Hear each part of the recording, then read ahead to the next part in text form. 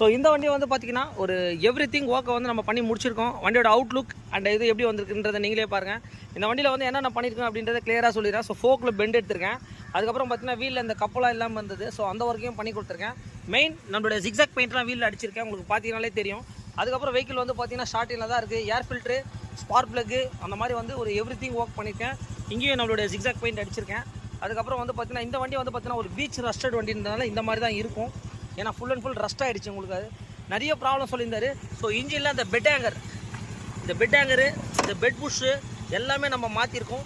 பார்த்தீங்கனாலே தெரியும். வண்டி நம்ம ஓட்டி பார்த்துட்டு கஸ்டமருக்கு என்ன ஏதுன்றதை தெளிவாகவே சொல்லிட்டோம். இதெல்லாம் மாத்திரம் நல்லாயிருக்கும் சார் சொன்னார். எல்லாமே பண்ணிவிடுங்க, எனக்கு பர்ஃபெக்டாக இருக்கணும்னு சொன்னார். ஒரு யூடியூப் கஸ்டமர் தான், ஒரு மந்தவெளிலேருந்து இந்த வண்டி எடுத்துகிட்டு வந்தார் அவர். நம்ம அதே மாதிரி என்ன கமிட்மெண்ட் வண்டியை எடுத்தோமோ இன்றைக்கி சாயந்தரம் 5 மணிக்கு டெலிவரி கொடுக்குறேன்னு சொல்லியிருந்தேன். கரெக்டாக டைம் 5 o'clock வண்டி ரெடிங்க. இந்த மாதிரி எந்த வண்டியாக இருந்தாலும் கண்டிப்பாக சொல்லுங்கள். நம்ம எஸ்கே பைக்ஸை கான்டாக்ட் பண்ணுங்கள். நம்ம எல்லா